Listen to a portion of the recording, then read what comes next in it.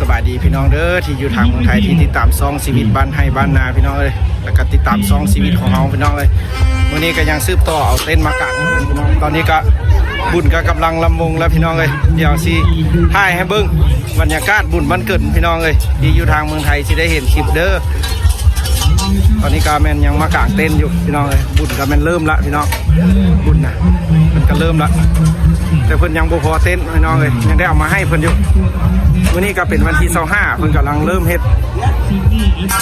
จับขานั้นเอาขานั้นทีมงานเขาก็ได้มากางให้เพิ่นพี่น้องเลยให้มันถือว่าเป็นบุญใหญ่พี่น้องเขาสิถ่ายให้เบิ่งเด้อบรรยากาศพี่น้องวันนี้ก็วงดนตรีก็เกี่ยมละอยู่ด้านหลังเขาเอาสบายดีพี่น้องเด้อมื้อนี้ก็เป็นวันที่25พี่น้องเอ้ยเพิ่นยังบ่พอเต้นจนงานสิขึ้นแล้วพี่น้องเอ้ยเพิ่นยังอยากได้เต้นนำเฮาอยู่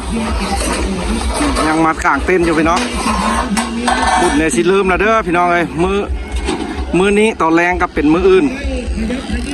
วงดนตรีเทพพรไซกำลังจัดพี่น้องเอ้ยโตลำวงแม่น500-600 500-800พี่น้องนี่ยาวเลย200กับ20 เมตรพี่น้องเอ้ยพื้นที่ลำวงนี่ก็เป็นกำลังกางเต้นให้เพื่อนพี่น้องอันนี้เป็นโซนขายเครื่องเพื่อนยังเอินไซเอินหาพี่น้องเอ้ยผู้ใดอยู่เมืองกรุงเมืองไก่ก็มาเที่ยวมาลิ้นเด้อบุญวันเกิดทรงเหือประเพณี55 4พายพี่น้องเอ้ยมื้อนี้ละแมนทรงเหือเพชรยิงมื้อนี้นะทรงเหือยิงมื้อนี้นะเกี่ยวจากน้อยเพิ่นก็ปล่อยเหือตอนนี้ก็รับเป็นเวลา1 โมงพี่น้องเอ้ยเป็น1 โมงเอาขอสิทายให้พี่น้องอยู่ทางเมืองไทยเบิ้งพี่น้องเอ้ยตอนนี้กำลังบรรยากาศพอดีแล้วบุญในไทยนี่เราก็สิได้เดินทางพี่น้องเอ้ยเดินทางเข้าไปไทยพี่น้องแต่ได้ยินข่าวเด้ออยู่ทางเมืองไทยขอแสดงความเสียใจนำเด้อเพิ่นว่ามีข่าวบ่ดีพี่น้องเอ้ยเราก็ขอแสดงความเสียใจนำเด้อที่มีการสูญเสียเอาตอนนี้ก็ผู้สาวขายเบียร์กันยังมากางเต้นซอยได้นี่นะพี่น้องเอ้ยน้องมีนาสาวขายเบียร์ดนตรีเทพพรไซมือแรงติดนี่ได้ติดนี่เด้อมือแรงนะเอาซอยผู้สาวเด้เบียร์นี่พี่น้องเลยเพิ่นมากลางดังซอยเพิ่นว่าให้กำลังใจเด้อเพิ่นว่าเมื่อยแล้ว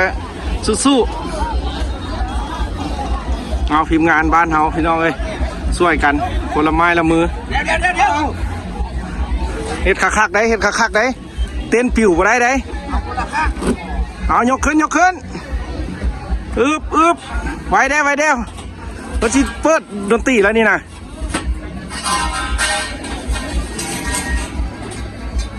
เอาหันได้ผู้สาวก็มาช่วยแล้วนี่นะ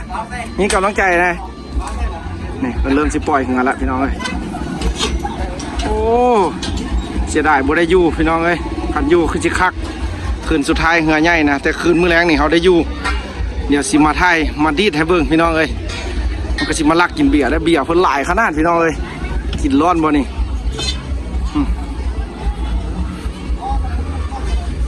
โซนขายเบียร์นะพี่น้องเอ้ยนี่นะเล่ๆเลยนี่มันจะผู้สาวได้ขายเบียร์นี่อันนี้ก็มันเต้นอยู่แคมป์แม่น้ำพี่น้องเอ้ยสิพาเบิ่งเหือพี่น้องเหือประเพณีเหือใหญ่เหือนาวาพี่น้องอันนี้นะสุริยะเทพนาวา12 4พายคันเหือ55นี่ใหญ่หลายพี่น้องเอ้ยนี่เกี่ยมจังหน่อยอีก2 ชั่วโมงครึ่งนี่เพิ่นสิเริ่มปล่อยเหือแล้วพี่น้อง2 ชั่วโมงครึ่งนี่ก็เป็นบรรยากาศเต้นไผเต้นมันพี่น้องเอ้ยบุญบ้านเกิดเด้อพี่น้องเอ้ยบรรยากาศงานบุญแข่งเวียงจันทร์กำลังเกี่ยมกำลังสดๆร้อนๆเลยพี่น้องเอ้ยเบิ่งเพิ่นเตรียมไว้ต้อนรับเลยมาซิมมาสดลองอันนี้สาวขายเบียร์วะนี่ผู้สาวขายเบียร์วะตายผู้งามแท้มดวะนี่ให้กินเลยเด้อแจ็คเก็ตเด้อขายมดเอามาเซิร์นมาเที่ยวเด้อพี่น้องเด้ออันนี้แม่นเพิ่นต้อนรับนี่นะนี่ซื้อเบียร์แถม สาวผู้สาว ซื้อเบียร์แถมสาวพร้อมโอ้ยสาว เย็นซื่อๆเลย ลูกสาวเนาะแต่หักขนาดเอาพี่น้องเอ้ยผู้ใดอยากเห็นสาววันเกิดอย่าพลาดเด้อมือแรงพี่น้องเอ้ยเกี่ยมมาคืนแรกนี่ต้นเกี่ยมไปท่าละ500ป่ายแก็บพี่น้องเอ้ยเกี่ยมมาเอามือแรงคืนเดียวคืนแรกแฮกหมานเอาก็มาบริการเต้นพี่น้องเอ้ยเพิ่นก็บ่พอเต้นเนาะเต้นนี่หัววู้จนหมดเมือง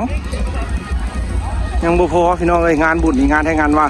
อันนี้แม่นเฉพาะอยู่ในขายอยู่ในวงดนตรีพี่น้องอีกโซนหนึงแล้วมันอยู่เทิงพุทธเป็นประเภทขายข้าวหลามปิ้งไก่แล้วมันอยู่เส้นทางพุทธพี่น้องเอ้ยขายอยู่ทางอันนี้แล้วมันอยู่แม่น้ำพี่น้องอันนี้นะ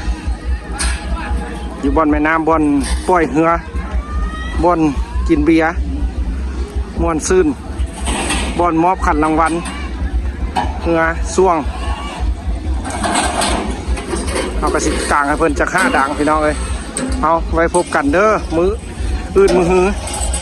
ก็ได้เดินทางพี่น้องเอ้ยก็เป็นคลิปเดียวนี้ที่เขาที่ได้ถ่ายอยู่บ้านเขาพี่น้องเอ้ยก็เป็นคลิปสุดท้ายละวันนี้นะแล้วก็ที่ได้เดินทางไปเมืองไทยพี่น้องเอ้ยเขาก็ได้รับงาน2 มือซ้อนก็สิได้เงินหลายเติบพี่น้องพอดีค่าเป็นเงินบาทก็สิอยู่ประมาณ700-800พอดีไว้ซื้อไว้กินในการเดินทางขี่รถไฟไปไทยพี่น้องแล้วก็เพื่อซื้อต่อไปรัสเซียไปเห็นหน้าที่ของตัวเองพี่น้องเลยให้มันแล้วมันทั่วแล้วจังกลับมาบ้านเฮาโอ้ยพี่น้องกำลังม่วนกำลังมันเด้ออันนี้แบบยังกล้าตอนสวยถ้าจากน้อยนี่มันเริ่มปล่อยเหงื่อแล้วพี่น้องอีกประมาณ2 ชั่วโมงมันเริ่มปล่อยเหงื่ออันนั้นก็แมนบอลโซนขายเบียร์พี่น้องเอ้ยคนเกี่ยมท่าไปให้แล้วเด้อวงดนตรีเทพรไซมีมาม่วนมาซื่นมาเต้นมาดิดเอาไปกางเต้นจากน้อยก่อนพี่น้อง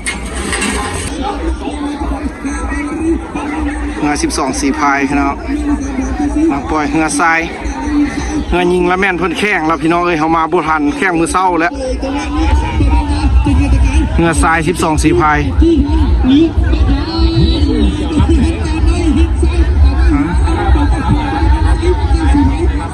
เอาบ้านหาดไซ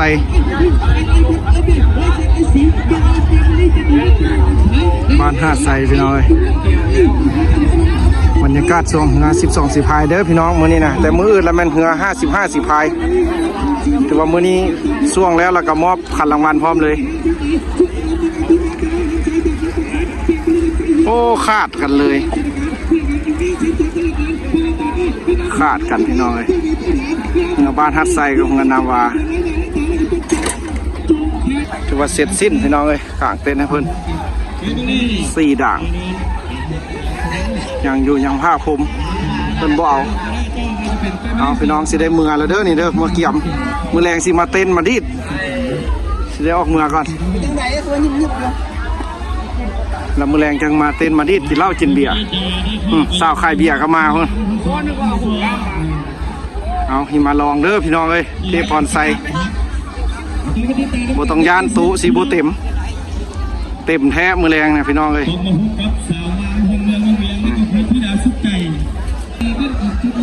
ป่าอึ่งก็จนจืดจนเหลืองพี่น้องเอ้ยคุมงานขนาด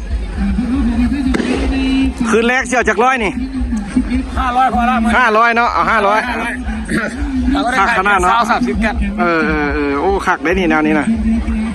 เอาพี่น้องอันนี้วงดนตรีคนก็เกี่ยมพร้อมแล้วได้นี่ป่าอึ่งคนก็เบิ่งงานพี่น้องเลยเอา4 พายแต่ละค่ายพี่น้องเลยเฝ้าแต่ม่วนมือแรงหมดแล้วพี่น้องดนตรีกลางจะได้เพิ่นซอกพื้นที่อยู่ได้กลางมดที่จะไปใส่เบิดแหละลงมดสาวขายเบียร์แจ่มแหลมเจอกันมือแรงเด้อ